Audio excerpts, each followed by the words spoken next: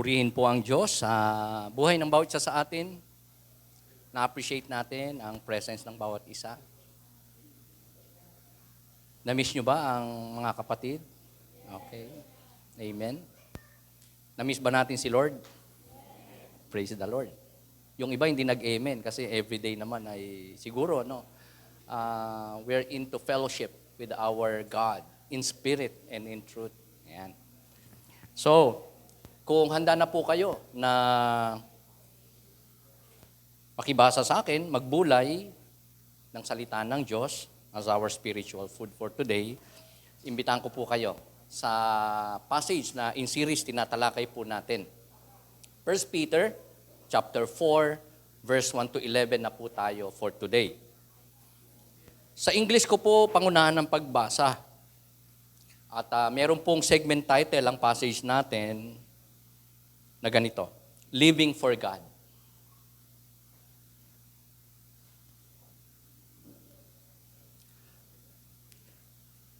Sabi po ng verse 1, Therefore, since Christ suffered in His body, arm yourselves also with the same attitude, because He who suffered in His body is done with sin. As a result, He does not live with the rest of His earthly life for evil human desires, but rather for the will of God. For you have spent enough time in the past doing what pagans choose to do, living in debauchery, lust, drunkenness, orgies, carousing, and detestable idolatry. They think it strange that you do not plunge with them in the same flood of dissipation, and they heap abuse on you. But they will have to give account to Him who is ready to judge the living and the dead. For this is the reason the gospel was preached even to those who are now dead, so that they might be judged according to men in regard to the body, but live according to God in regard to the Spirit. The end of all things is near. Therefore, be clear-minded and self-controlled so that you can pray. Above all, love each other deeply, because love covers over a multitude of sins. Offer hospitality to one another without grumbling. Each one should use whatever gift he has received to serve others, faithfully administering God's grace in its various forms. If anyone speaks, he should do it as one speaking the very words of God. If anyone serves, he should do it with the strength God provides, so that in all things God may be praised through Jesus Christ. To Him be glory, the power forever and ever. Ito po ang mga mapagpalang salita ng ating Panginoon. Bahagi ko po sa inyo ang isang theme na pinamagatan ko po na fixing our remaining time. Ang lahat ng may oras, magsabi ng amen. But the question is, ang atin bang mga oras, remaining time, especially in this world, ay naiayos na ba natin? Naayos na ba natin? Meron ba tayo na napagtatalagaan na? Hindi lamang mga pangunahin, priority, kundi most of all, kalooban ng ating Panginoon with our remaining time. Kung tayo po naniniwala na ang buhay natin sa mundong ito pansamantala lang, bukod sa tunay na napakaigsi lang naman ng buhay talaga ng tao in this world.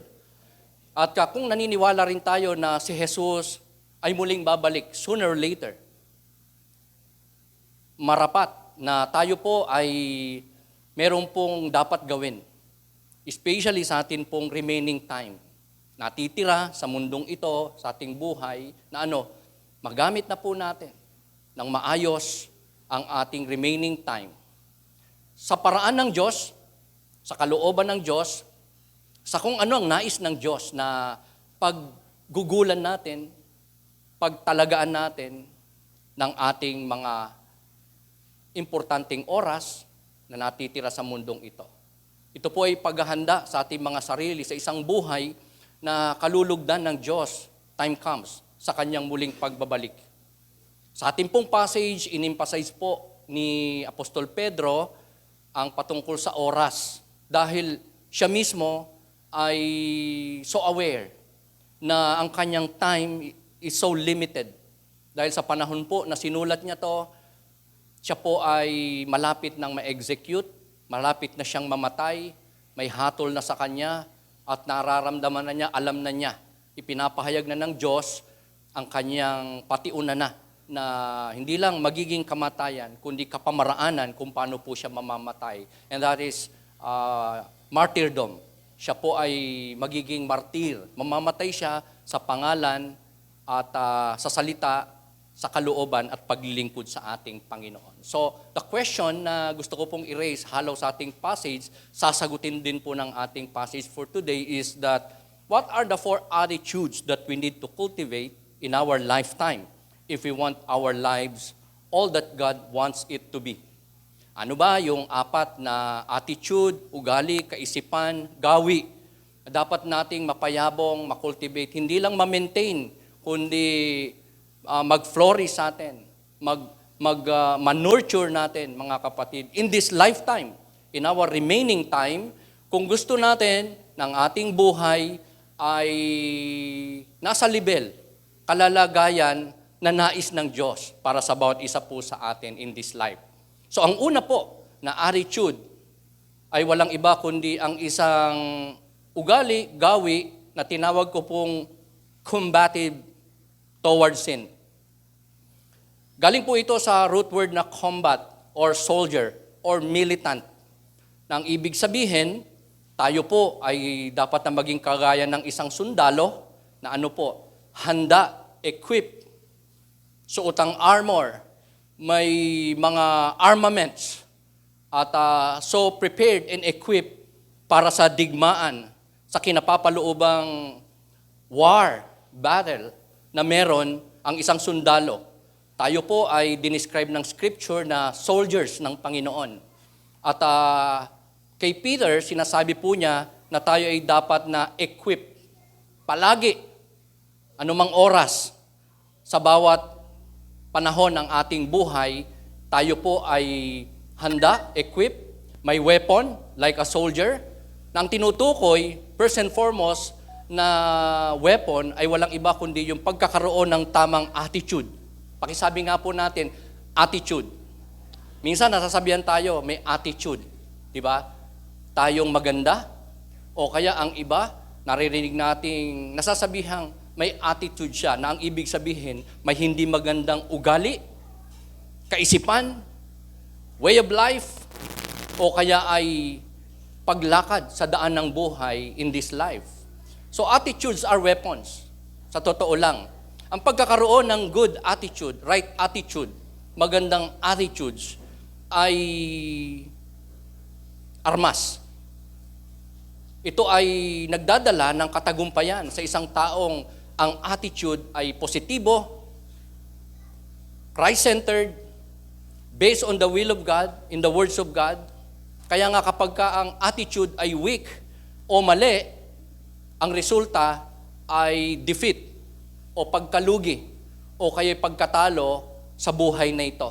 Kaya napaka-importante ang attitude, kaisipan, pananaw, ugali na nagmamanifest sa ating mga ginagawa, sinasabi, nagiging desisyon, action in life. Nagmumula sa isip, attitude natin, kaisipan, gawi, na magdadala sa atin para magawa kung ano ang tama, matuwid, lalo na kalooban ng ating Panginoon. At diyan tayo nakakaiwas sa mga mistakes, most of all, sa pagkukumit ng kasalanan. So in this life na meron tayo as people of God, our goal, sa maniwala man tayo hindi, feel man natin o hindi, our first and foremost na goal is to stop sinning. Avoid sinning sa ating buhay. Makaiwas tayo bilang mananampalataya ng Diyos saan? Sa pagkukumit ng kasalanan. makagawa ng hindi ayon sa kalooban ng ating Panginoon.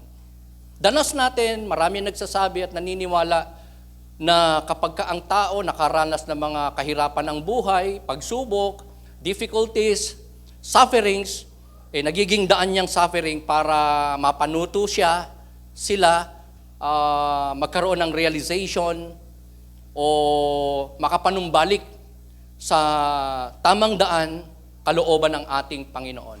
Pero hindi sa lahat ng pagkakataon. Because we know lots of people, even Bible characters, na nung makaranas ng mga sufferings, hindi naman napabuti. In fact, lalo pang ang sumama. One good example, yung Pharaoh sa Egypt, di po ba? Para palayain niya ang Israel, payagan niyang lumabas ng Egypt, makasamba sa ilang, di ba? Nagpadala ang Diyos ng mga suffering sa kanila. Iba't ibang plagues, sumpa, salot. Pero, di ba? Wala naman nangyari. Hindi siya nagbago. Hindi na nampalataya kay Lord. Hindi naging mabuti, mabait. Sumama pa nga ng sumama ang Pharaoh. Pero sa buhay ng mga Kristiyano kagaya po natin, just like the readers ni Apostle Peter, ang suffering ay truly isang paraan ng Diyos para tayo po ay hindi lang magkaroon ng realization, kundi matuto at malaman natin, maalala natin, higit sa lahat, magawa't masunod na natin ang kalooban ng Diyos. Brought about by the teaching ng mga sufferings, discipline, pagsubok, konsekwensya, lalo na ng atin pong mga pagkukulang sa Panginoon, ang magawa ang kalooban ng ating Panginoon. Tumigil sa pagkakasala. Idagdag pa natin ang katiyakang ang suffering ay hindi lamang paraan ng Diyos, kundi more so ang pagkakaroon natin ng Diyos, Espiritu ng Diyos sa ating mga puso't buhay. Why? We are able to not just have lessons learned from our mistakes o sa mga sufferings na naranasan natin because we do good things, we serve God, we walk in God's way. Kasi hindi guarantee na tayo ay naglilingkod, gumagawa mabuti, nagtatapat sa Diyos para tayo hindi makaranas ng mga pagsubok, ng mga sufferings, kahirapan ng buhay, opposition, persecution. So suffering plus God sa ating mga buhay, Spirit of God sa ating mga buhay, ay truly napaka-blessed na pangangailangan meron tayo para tayo po ay magtagumpay in this life. Especially in overcoming sin sa atin po mga buhay. Can we say amen to that? So, mga kapatid, ang pagsunod sa kalooban ng Diyos ay mabuting bagay. Utos ng Diyos, kalooban ng Diyos. And it's one way of investing everything that we have, not just our time. Most of all, our time, our life sa kalooban ng Diyos. It's the same na tayo po'y nakakapagpundar ng mga spiritual inheritance matatanggap natin in this life, especially sa muling pagbabalik ni Kristo, o kung unahan tayo ng kamatayan sa pagbabalik ni Kristo, haharap tayo sa Diyos para tanggapin ang mga inihanda niyang pagpapala sa atin, reward dahil sa ating mga mabubuting ginawa, pagsunod sa kalooban ng ating Panginoon. So, ang pagsunod sa kalooban ng Diyos ay investment. Sa isang spiritual inheritance natin, time comes, which is truly lasting and satisfying. So, sa ganitong paraan natin, mga kapatid, magagamit ang buhay natin, ang mga remaining time natin sa mundong ito for investment. It is investing, actually, yung pagsunod sa kalooban ng Diyos and not wasting. So, tanong mo ngayon katabi mo, are you investing or are you wasting? That's the question na magandang masagot natin before God. Pa-discern natin kung nasan tayo, ang buhay natin, remaining time natin, kung nai-invest ba talaga natin wisely sa kalooban ng Diyos o nagkukulang tayo dahil nasasayang natin ang ating mga panahon. Ang pangalawa po na attitude, importanteng atin pong ma-maintain, more so ma-cultivate sa atin pong mga buhay, kung gusto natin ang ating lifetime, yung atin pong natitirang panahon sa mundong ito ay makita ng Diyos, kalugod-lugod, at ang buhay natin prepared sa Kanyang pagbabalik o sa pagharap natin sa Kanya ay walang iba kundi ang atin pong perseverance towards the lost. It's so important na tayo po ay may ganitong attitude. Patient tayo sa mga unbelievers, unsaved, sa mga lost, sa mga wala pang Holy Spirit, wala pang Kristo sa puso, wala pang tunay at nakapagliligtas na pananampalataya. Sa totoo lang, naranasan to, I'm sure, ng lahat ng mga nakakilala ng personal kay Kristo, nakaranas ng born-again experience, from religion, from darkness, napunta sa tunay na relasyon sa Panginoon, sa tunay na pananampalataya, ang makaranas ng pagbabago nung ikaw ay manampalataya kay Kristo. Parang metamorphosis ng isang pangit na uod na naging napakagandang mariposa, na nagkaroon ng transformation. Ito po ang karanasan.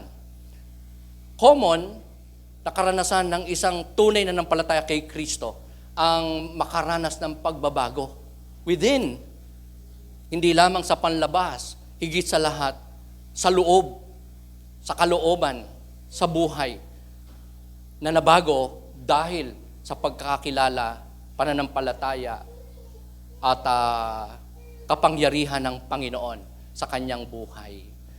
Marami sa atin makakapag-attest na nung tayo nanampalataya, meron tayong mga nagawa na since then. Dati hindi natin magawa. Are you with me? Di po ba? Marami tayong nagawa, naranasan na mga pagbabago in life. At dahil nga doon, ang mga tao around us, yung mga kaibigan, kamag-anak, nakakilala sa atin, dati, di ba? Napansin nila yan. Nakikita nila yan. Yung iba, na-appreciate nila yung ating pagbabago. Pagsisimba na paglinggo, babasa ng Bible, di ka na nagmumura, nawala ng unti-unti yung bisyo, and so on and so forth. Pero yung iba, hindi maintindihan yan. Kasi, na-miss ka nila, di ba? Sino sa atin, na nung i-give up ang bisyo at barkada, sabi nila sa'yo, wala ka na, nakalimot ka na sa amin. Hindi nila nagustuhan. Minasama. Hindi nila na-appreciate. Isa po yan sa naranasan ko nung ako po ay talagang sumuko kay Lord. Na may sumumpa pa nga sa akin. May principal pa nga na nagsabi sa akin nung ako ay manampalataya sa Panginoon at nag-full time, sira ulo daw ako. Hinayaan ko lang. Because hindi nila maintindihan ang mga pagbabagong ito.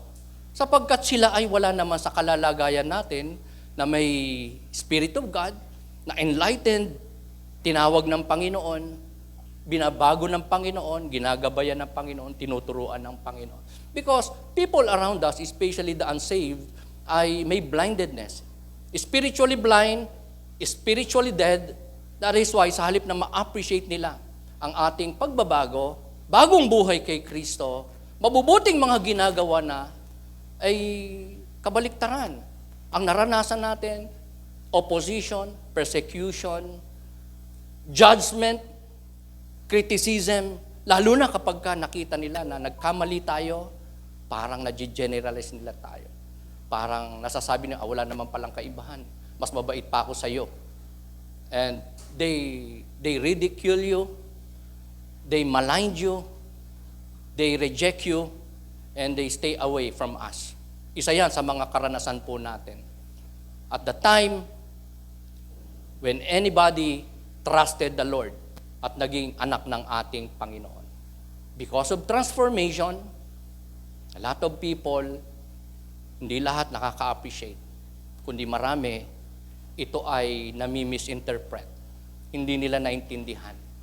At sa kanila, yun ay tabu. Yun ay somewhat hindi fair sa kanilang makasanlibutang mga pananaw. So, in the lives of those people, in the midst of those kind of people, na hindi po natin makaisa sa pananaw, sa kaisipan, sa paniniwala, sa pananampalataya, lalo na sa ating magandang ginagawa, pagsunod at paglilingkod sa Diyos, pagpapakabuti sa ating Panginoon, we must be patient. We must be persevering sa kanila pong mga buhay, sa kanila pong kalagitnaan. Dahil sila po ay truly unguided ng Holy Spirit, wala pong enlightenment, wala pong wisdom na nanggagaling sa Diyos, wala pong kakayanan na makilala ang Diyos, malaman ang kalooban ng Diyos, most of all, masunod ang kalooban ng ating Panginoon, gaya ng bawat isa po sa atin. They don't know truth. Kahit na alam nila at naunawaan sa Tagalog pa nga, sa own dialect pa nga nila, Bisaya, Ilocano, etc., ang salita ng Diyos, ang katotohanan, but they still continue doing what they want. Patuloy nilang sinusunod ang kung ano ang kanilang gusto, kaligayahan, kahit pa ito ay nakasasama sa katawan, ito ay nakaka-disgrace sa Panginoon, kahit na ito ay alam nila na katotohanan at dapat gawin. And yet, they pursue doing things na kabaliktaran pa nga ng utos kalooban ng Panginoon. Patuloy na inaabuso ang katawan, patuloy na sinasabi ko anong gustong sabihin kahit na nakaka-defame ang salita, kahit na ito ay mura, kahit na maging corrupt, kahit na maging immoral, pinagpapatuloy at masaya pa ang mga unsaved, unbeliever sa ganito pong klaseng gawain at kalalagayan in life. At pag nakita nila, ikaw ay straight, righteous, maka-Diyos, Christian, born again, Christ-centered, obedient na Kristiyano, ibang tingin sa'yo. I-reject ka, lalayuan ka, at pwede ka pang siraan, i-oppose, most of all, i-persecute.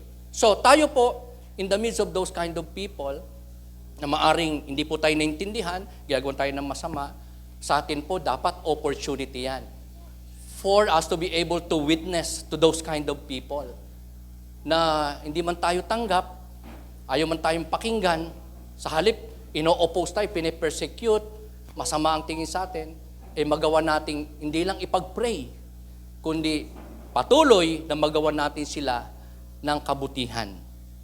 Magantihan natin ng mabuti ang masama sa atin. Ang ating kaaway, magawa nating mahalin. Maunawaan sila, maintindihan sila, mailagay natin ating sarili sa kanilang kalalagayan na suot-suot natin, danas natin, kalagayan natin before, nung hindi pa po tayo mananampalataya. It's an opportunity to witness to people na hindi po nakakakilala sa Panginoon. Iba ang pananaw sa buhay, hindi po tayo naintindihan, at kailangan nating samantalahin ang pagkakataon na yun, na ipakita sa kanila, iparana sa kanila, iparating sa kanila ang katotohanan ng ating Panginoon. Remember, the Bible said, God said, tayo ay asin at liwanag ng sanlibutan. Ang ministry of reconciliation, which is the Word of God, the gospel, the good news of the Lord Jesus Christ, patungkol sa kaligtasan ng kaluluwa, sa katotohanan na may tunay na Diyos, Panginoon, tagapagligtas, ay nasa atin pong mga fingertips, nasa atin pong mga labi, nasa atin pong mga puso at buhay, at kailangan nating mai-transmit, mai-convey, at mai-communicate sa mga tao. Because we are bearers of truth. Sabi mo sa katabi mo, tagapagdala ka ng liwanag para sa mga taong nasa kadiliman, nasa sanlibutan, nasa kasalanan, nangangailangan ng ating Panginoon tagapagligtas. Ang pangatlo po na attitude, kailangan po nating di lang i-maintain, kundi dapat i-cultivate sa ating mga buhay if we want our lifetime, remaining time in this world na maging naaayon sa buhay na gusto ng Diyos para sa atin. Hanggang sa huling panahon ay walang iba kundi ang pagiging hopeful toward the Lord Jesus Christ, sa Panginoon. Yung tayo po ay expectant sa ating Panginoong Jesucristo. Hindi lang kasama natin by His Spirit, kundi sa Kanyang soon coming very near na pagparito. Yung po ang sabi ng ating passage sa verse 7, kung kaya nyo pong balikan. Na ano, ang sabi po doon, ang katapusan ng lahat ng bagay ay malapit na. Yun po ang sabi sa Tagalog. Ang katapusan ng lahat ng bagay ay malapit na. That points to the second coming of the Lord Jesus Christ. Ang lahat ng mga naniniwala si Kristo muling babalik, magsabi ng Amen. That is our faith. That is our belief. Nung sabihin ng maraming passages ng Scripture na paparito ang tagapagligtas, ang binhi ng babae, isang Mesiyas, thousands of years ago na prophecy natupad. At nung sabihin ni Kristo, nung siya ay mag-resurrect from the grave, bumalik na siya sa bosom ng Ama sa langit, lumuklok sa trono ng Diyos, nung sabihin niyang, I will come again. That will really happen. Because ang nagsalita ay Diyos. Makapangyarihan, tapat, hindi nagsisinungaling, may kakayanang gawin ang mga mahimalang mga bagay at pangako na ito sa bawat isa sa atin, ang kanyang muling pagbabalik. So, we need to be expectant. Sino sa atin ang ganyan? Parang, so aware ka palagi sa iyong buhay na kasama mo ang Panginoon, nakatingin siya, at alam niyang lahat ng bagay. And most of all, any moment, pwede siyang bumalik. And are we aware na dapat ang ating buhay ay preparado kapag bumalik ang ating Panginoon? Na yung ating buhay, panahon, na lalabing oras, ay naiaayos natin, nagagamit natin ayon sa kanyang kalooban. Believers in the New Testament times, and I hope, kagaya nila tayo na expectant, hopeful, saan? Sa muling pagbabalik ng ating Panginoon. Na sa marami ay parang nadidelay. Sa marami ay nagsasabi na noong papangako yan, more than 2,000 years ago, na malapit nang bumalik si Kristo, pero wala pa rin naman siya hanggang ngayon. So, hindi po yan delay. Dahil kadalasan, according to the Scripture, nag-e-exercise ang Diyos ng patience. Aside from ang 1,000 taon, isang araw lang kay Lord, kaya hindi siya late, hindi siya nawawala sa kanyang timetable, kundi isang advantageous yan na gawi ng Panginoon na hindi pa siya bumabalik para marami pa ang makapagsisi, makapanumbalik, makakilala, at maligtas sa pamamagitan ng ating Panginoon. So, delay in His coming again does not invalidate His promise. God is never late nor advanced. God has His own and perfect timetable. Kaya, yung pangako niyang siya'y muling babalik, ito po ay magaganap. Kung sinabi, malapit na, ito po ay kapanipaniwalang malapit na. Kung noon nga, New Testament time, more than 2,000 years ago, sinabing malapit na, how much more sa panahon natin ngayon? Are you with me? Na 2,000 taon na nakalipas. O 2 araw na ang lumipas sa ating Panginoon. Sa orasan ng Panginoon, 2 araw. Sa atin, 2,000 taon. Amen? So, gaano na kalapit ang pangakong muling pagbabalik ng Panginoong Jesucristo. So, what we need to do, mga kapatid, is to live in expectancy. Palagi po tayong maging handa, maging expectant sa muling pagbabalik ng Panginoon.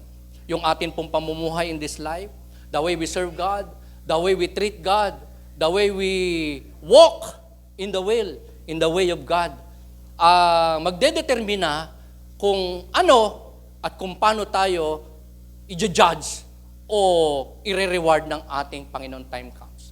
The Bible said, ang tao ay hahatulan ng Diyos ayon sa kanyang mga ginawa. Sa kaligtasan ng kaluluwa, hahatulan ng Diyos ang tao ayon sa kanyang ginawa. Kung siya'y nanampalataya sa Panginoon, meron siyang buhay na walang hanggan. Pagdating naman sa reward sa mga believers, pag siya namatay, pag tayo namatay, ang atin pong reward ay nakabatay sa ating mga ginawa na paglilingkod, pagsunod sa kalooban ng ating Panginoon. Nakabase sa ating naging buhay in this world, in this life.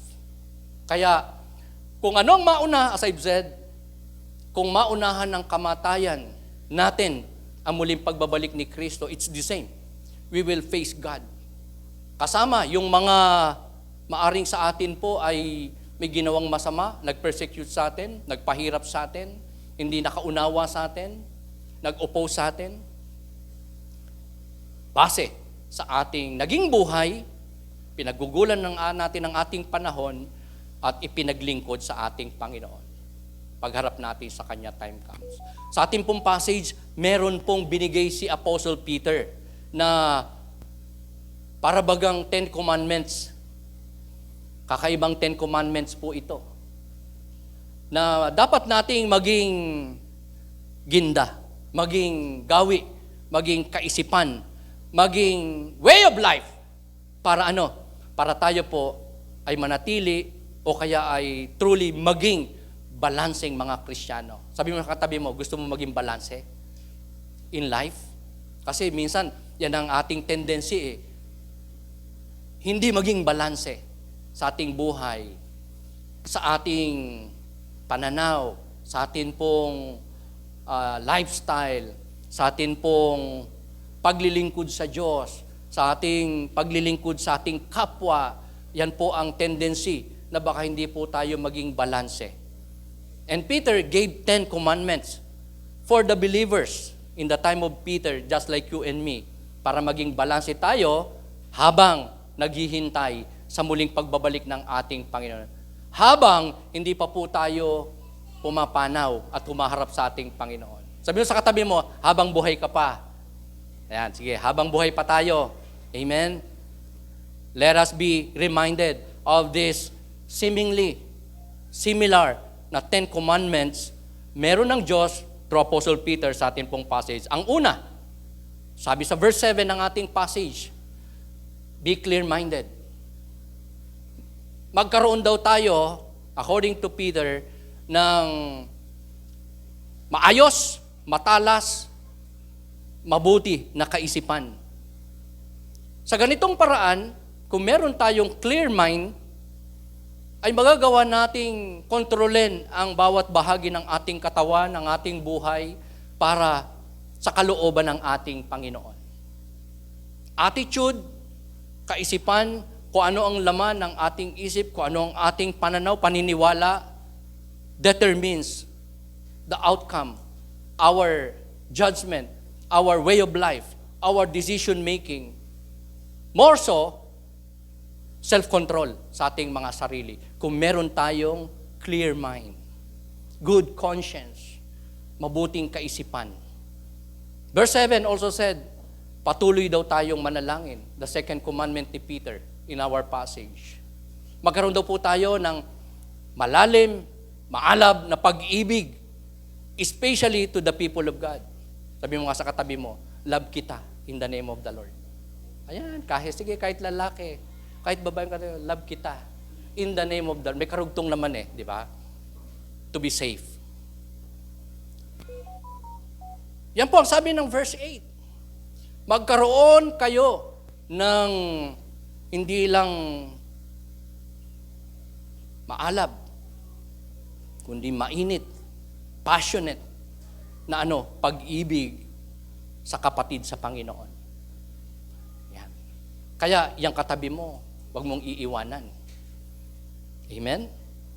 Hindi natin dapat iwanan ang church because God said, mahalin natin sila. Kaya nga, hindi kalooban ng Diyos yung lumalabas ng church. Yung walang church. Are you with me? Because that is tantamount to not just disobeying God, but lack of love. Sa inutos ng Diyos na mahalin mo, mahalin natin. And those were God's people, the believers of the Lord. Amen? Pinaglagyan ng Diyos sa bawat isa po sa atin. Sabi pa ni Peter sa verse 9, be hospitable. Maging generous kayo. Magpala kayo ng kahit hindi nyo kakilala. Even kaaway. Pagpalain nyo. Peter said. maging matulungin, maging generous, dahil baka ang inyong matulungan, ma-entertain, ay anghel. O man na pa, taong-tao pero lingkod pala ng Panginoon. O kaya, isang taong nung tinulungan mo, naging hospitable ka sa kanya, in-entertain mo, sinagip mo, pinagpala mo, biniyayaan mo ng kung ano meron ka, isang araw, hindi lang nabago, kundi naging pagpapala sa iyong buhay. Di po ba may mga ganyan tayong karanasan? Hindi naman tayo naghihintay, nag-expect ng kapalit, pero dahil meron kang magandang naging counseling sa kanya, o kaya natulungan mo lang minsan, o kaya napakitaan mo lang ng kagandahang loob, isang araw, hindi mo sukat akalain, siya pala ay gagamitin ng Panginoon sa iyong buhay. And in return, naging blessing din siya sa iyo. Be hospitable. Fifth commandment ni Peter, use your spiritual gift. Lahat po tayo, merong not less than one. Merong kahit isa na gift. Wala pong Kristiyano na walang kaloob, kakayanan, talento o gift galing sa Panginoon. Sabi mo sa katabi mo, gifted ka. Sabi mo sa katabi mo, special ka. Di ba? May kaloob tayo. Lahat ng mananampalataya, tunay ay pinagkakalooban ng Diyos ng kaloob, gift, kakayanan, talento, skill, enabling. And the question is, nagagamit ba natin yan? Peter said, use your spiritual gift. Are you with me? Hindi nakabaon. Hindi ka inactive. Hindi mo lang ipinapailalim, kundi ipinapagamit mo sa Diyos. Kinukonmit mo sa Diyos ang iyong talento, gift, even resources para sa kanyang kapurihan. Number 6, the commandment ni Peter, don't be surprised. Verse 12. Ang sabi ni Pedro, huwag kayong masurpresa, huwag kayong mabigla, kundi abangan nyo, maging expectant kayo saan? Sa mga strange things na nangyayari sa inyong buhay, sa mga sufferings, difficulties, trials, troubles, persecution, opposition, hardship, inconveniences in life, kahit pa tayo ay naglilingkod sa ating Panginoon. Tayo ba'y handa? Na expectant ba tayo na any moment, from time to time, makakaranas po tayo ng mga hindi magandang treatment o kaya ay pagsubok ng Diyos, testing, trials, problems sa buhay na ito, kahit pa tayo ay nagtatapat sa ating Panginoon. O ang in-expect natin palagi ay mabubuting bagay lang. Pagbukas ng ating mata, expectant tayo sa mga blessings na ibibigay ni Lord. Di naman po yun masama. Tama lang naman. Asahan natin ang kabutihan ng Diyos sa ating mga buhay, everyday ng ating buhay. Pero at the same time, dapat expectant din tayo na meron pong possibly ipapahintulot ang Diyos. From time to time, kahit na tayo ay okay with God, na mga fiery trials, sufferings, difficulties, opposition, hardship sa buhay na ito. So don't be surprised. Peter said.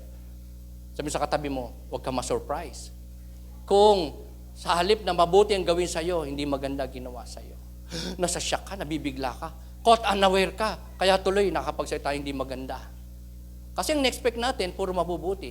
Kasi mabuti ginawa natin. Kaya nag-expect tayo mabuti.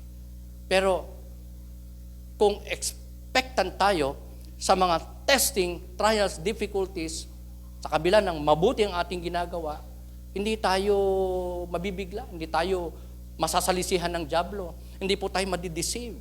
Amen? Kung handa ka na may taong magsasabi sa'yo ng di maganda, may taong gagawa sa'yo ng masama, mayroong magkakait sa'yo ng karapatan mo, kung expectant po tayo sa mga untowards na incident ng buhay, pinapayagan ng Diyos na testing, sufferings, hindi po tayo masusurpresa. Hindi po tayo mabibigla.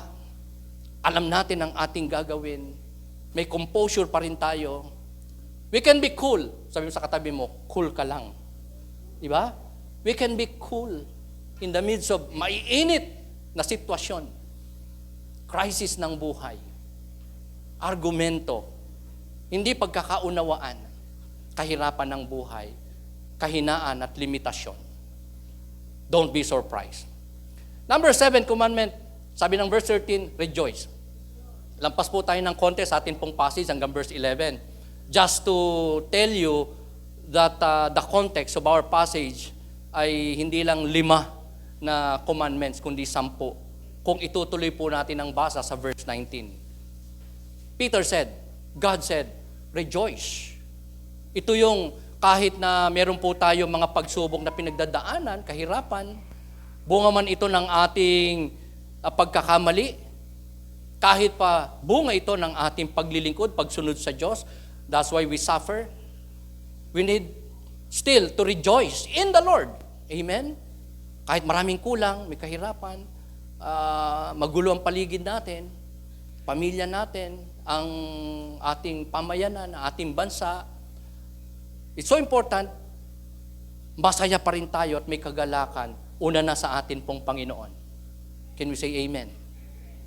Una na, kaya pa rin natin maging masaya in the Lord, in the will of God, kahit na tayo mismo may nararanasan at nararamdamang kakaiba. Hindi po kaaya-aya. Amen? Ito po ang karanasan at kalagayan ng mga tunay na anak ng Diyos. Parang ibon na kahit may pinagdadaan ng bagyo, hinahampas na malakas na hangin at bagyo, ang puno, pugad niya na nasa sanga, nakakaawit pa rin siya ng tralala. Amen? Ayan. Ang mga Kristiyano ay marapat lang na maging masaya, may kagalakan pa rin. Even if mayroong pinagdadaan ng sitwasyon sa buhay. Okay, tingnan nga natin ating mga katabi kung may kagalakan. Mukha bang masaya? O halatang malungkot? Parang talunan? Amen? We should rejoice. Commandment number 8, do not be ashamed. Huwag daw tayong mahiya kapag tayo ay may mga pinagdadaan ng pagsubok, problema, kahirapan, difficulties. Kung tayo bumabagsak, nagkakamali. Kung tayo nahihirapan, may difficulties, may inconveniences, kahit na tayo ay lingkod ng Panginoon, naglilingkod sa Diyos, gumagawa ng mabuti, and yet tayo po ay nagsasuffer. Tayo po ay parang hindi natitreat accordingly, hindi na re-recognize, hindi na appreciate, hindi na papasalamatan. Huwag daw tayo mahiya. May tendency kasi mga kapatid na tayo po, kapag kami pinagdadaan ng sitwasyon, nahihiya tayo. Nahihiya tayo.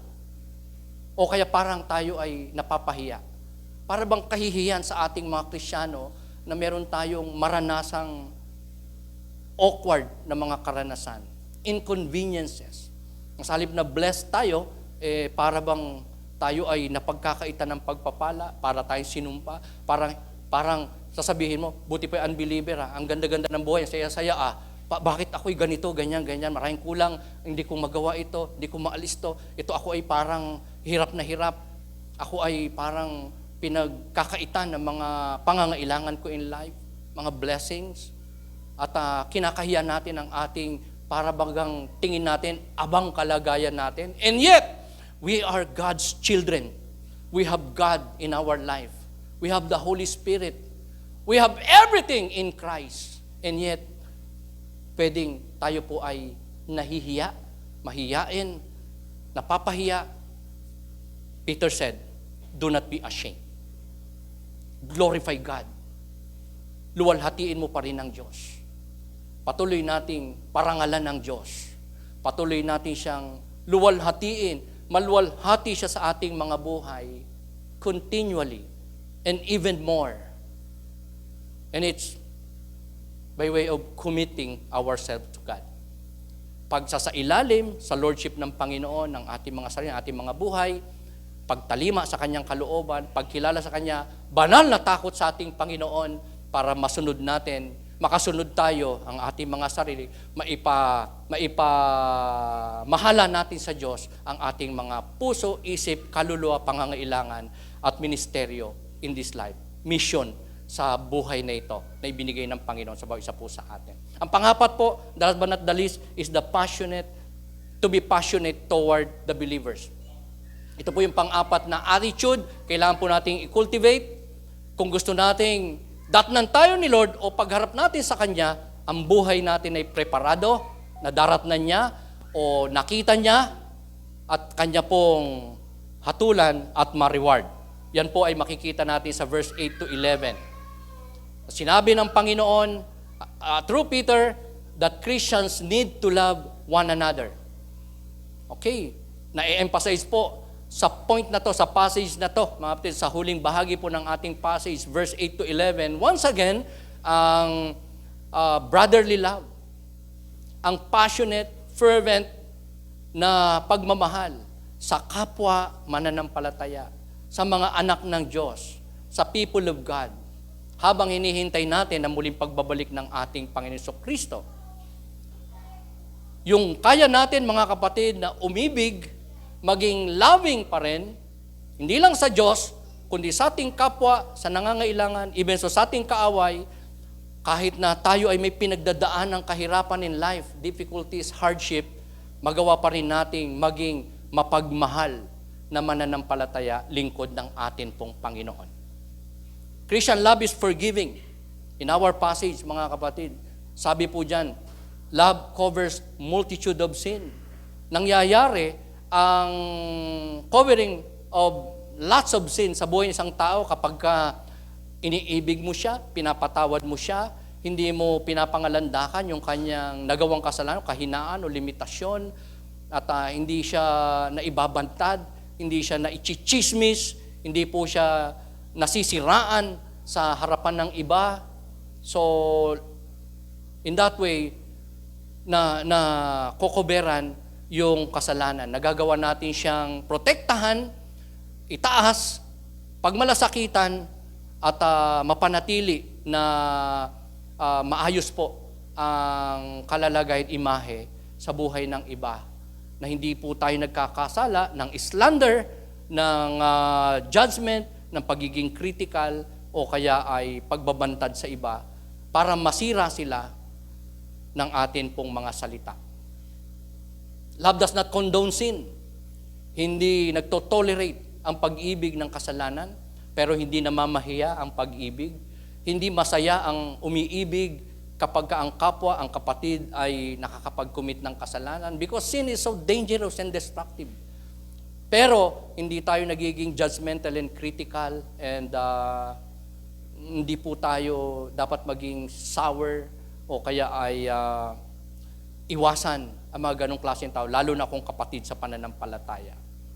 Because we need to be a blessing to them, to be understanding, to be comforting, at kailangan natin silang maunawaan, hindi lang mapagtiyagaan, more so, mapatawad din naman. Kapag ka nagkukulang, nagkakasala, kagaya po natin. Because Christian love must result in service by using gift to the glory of God. Paglilingkod sa kapwa, lalo na sa kagaya natin na mananampalataya, ay magawa natin ang kalooban ng ating Panginoon. Sa Kanya ikaluluwalhati, base sa kung anong kaloob, kakayanan, resources na bigay ng Diyos para sa bawat isa po sa atin. So in this theme na in acrostic, ay meron po tayo for today na natalakay in our passage. Sino po ang nakasunod? Sino po ang nakakaalam nito? Ayan, fourth. Nang ibig sabihin ay stronghold o kaya ay fortress. Sa Tagalog, kublihan, muog, kanlungan, fort. May pelikula pa nga no, The Fort. Diba? Ang Taguig, BGCA, The Fort. Diba? Magandang lugar yan. Magandang kalalagayan po yan, fort. Pero ang ibig sabihin ko po dito ay walang iba kundi fixing our remaining time. Pag-aayos ng atin pong mga nalalabing oras. May oras ka pa ba? Ayan. Okay. Insights that I would like to share with you. Bilisan ko na po. I have no more time. In this life, mga kapatid, maganda maging kaisipan po natin palagi, especially today, dahil pinapalaan po tayo ng ating Panginoon through His Word on this passage, that we need to stop for a while, magkaroon tayo ng, kumbaga sa basketball, timeout, para ano po, di ba? Merong mabulay, merong ma-check, meron pong ma-assess, may ma-evaluate. More so, may magawa, mga kapatid. Importante ang time check. Okay? Yung tanong na, mahaba pa ba ang oras ko? May oras pa ba ako? Di ba sa basketball, napaka-importante ng oras. Di ba? Kahit segundo lang yan. Di ba? It really matters. Amen? May panalo kahit sa isang tick, isang segundo, o sa konting panahon, maiksing panahon. So sa ating buhay, importante ang timeout, importante ang time check, and most of all, malaman natin yung natitira nating panahon. The question is, mahaba pa bang panahon mo o maigsi na? Kung bata pa tayo, we cannot say mahaba pa ang ating panahon. Because as I've said, life is so short. Amen? Time flies so fast. Napakabilis ng panahon. Tingnan yung katabi nyo. Dati po, ubas na ubas yan. Amen? Aba, several years ago lang. Abay, wala pang mga kulubot yan. Pero ngayon, nako, pasas na. Amen? Oh, yung katabi mo, ubas pa ngayon. Aba, konting panahon lang. Pasas na rin yan. Mabilis kayang panahon. Meaning, maigsi lang ang buhay. Amen? Ano ang 100 taon? Kung aabot ka, bihira na kakaisandaan. Amen? Lalo na yung 120. Lalo na yung 150. O sige, 200. Mahaba ba yun? Sobrang igsi niya compared to eternal life. Amen? Compared to eternity, ang buhay natin, so short, passing, fleeting, temporary. At kaya sa buhay nito, lahat kasi, iiwan na lang din naman natin. Kaya lahat ng ating pinahalagahan in this life, in this world, iiwan, mabubulok, mamamatay, mananakaw, mawawala rin sa atin. Hindi natin madadala. Amen? So ano maganda? Sa buhay nating ito, sa panahon at oras nating nalalabi in this life. Okay, yung time ba natin, alarming na? O ang ating time ay ticking like a time bomb na parang pwedeng sumabog anytime, pwedeng mawasak any moment from now dahil yung ating remaining time in this world ay hindi po natin na i-align sa kalooban ng Diyos, hindi natin na i-commit sa Panginoon, hindi natin na de-devote, na i-invest sa kalooban ng atin pong Panginoon. At hindi tayo nagiging mahusay na tagapakinig sa mga reminder and warning ng Panginoon, mga pangangaral niya, mga taong ginagamit sa ating buhay, ng prompting, teaching, guidance ng Holy Spirit sa ating mga buhay. That is why, ang ating time, hindi na parang alarm clock. Hindi na nagbibigay ng alarm sa atin, kundi parang time bomb na nagtitik, tik, tik, tik. Pero para sumabog, masira, mawasak, mawalan ng saysay, kabuluhan, hindi maging kaaya-aya na buhay, panahon, time before God. So, I propose, mga kapatid, only one thing. Desire to make your remaining time count for eternity. Don't waste it, but invest it in doing God's will. Nasahin po natin, mga kapatid, magdesisyon tayo ngayon. Paano ba natin, at saan ba natin, at kanino ba natin gugugulin ang mga remaining time natin sa buhay na ito, na maigsi lang naman. Saan ba natin yan gustong i-invest? Sa kalooban ba ng Diyos? O hindi?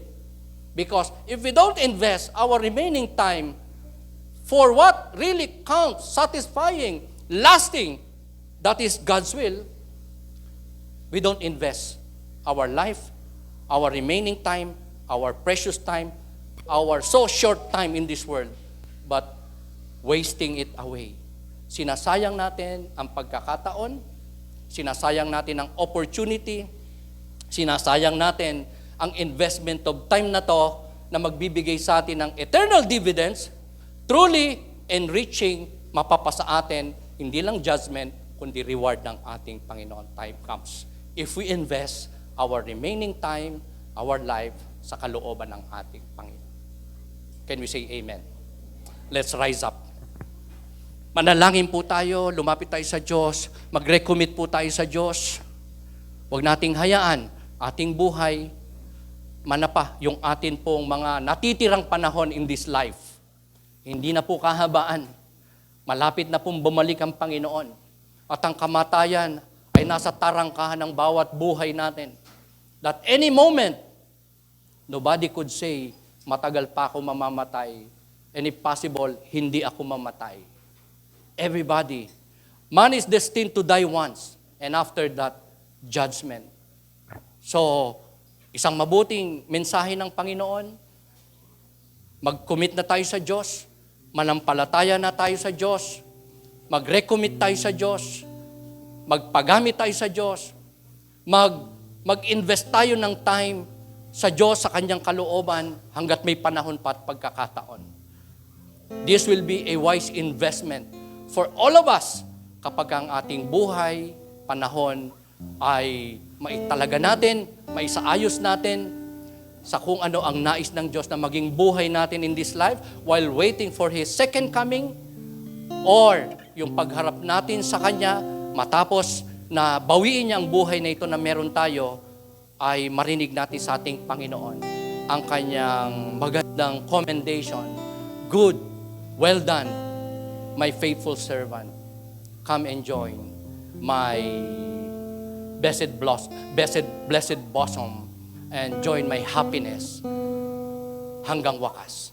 Sa piling ng ating Diyos, na ating paglilingkuran, susundin, aalay ng lahat sa atin in this life and time na meron tayo, which is so short, fleeting, passing, ebbing, at hindi po magtatagal na panahon sa mundong ito.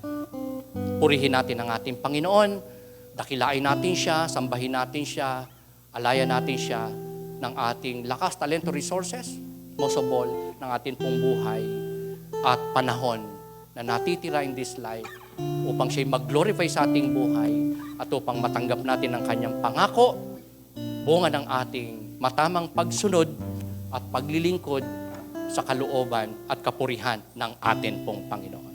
Purihin natin siya, palakpakan natin ang ating Panginoon. May God bless us all. Hallelujah. Ating awitan ng ating Panginoon. Ialay natin ang ating mga puso, itudog natin sa Kanya ang ating mga buhay.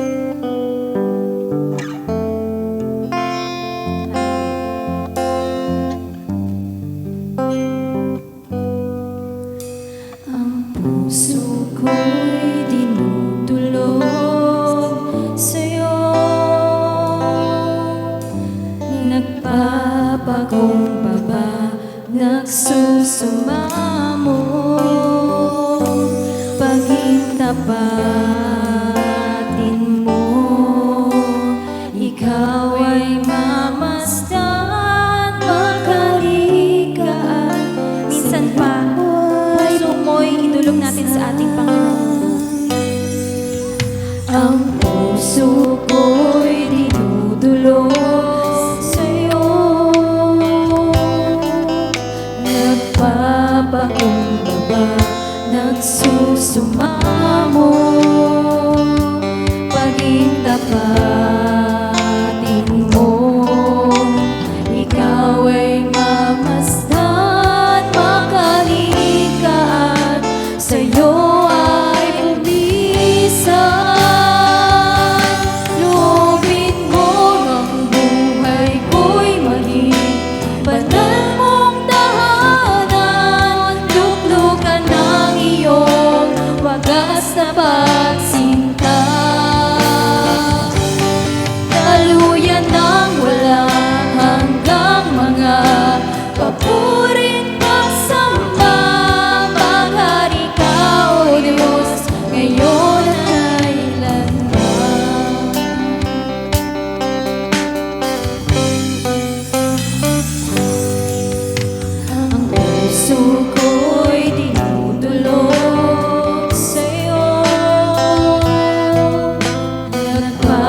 pagkumbaba, nagsusumamo,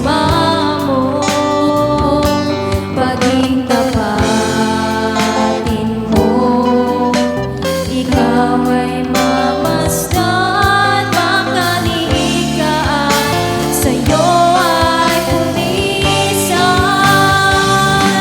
Loobin mo ang buhay ko'y maging banal mong tahanan, luglugan ng iyong wagas na pagsinta. Daluyan ng walang hanggang mga papurit pagsamba, maghari ka, O Diyos, ngayon at kailanman. Loobin mo ang buhay ko'y maging banal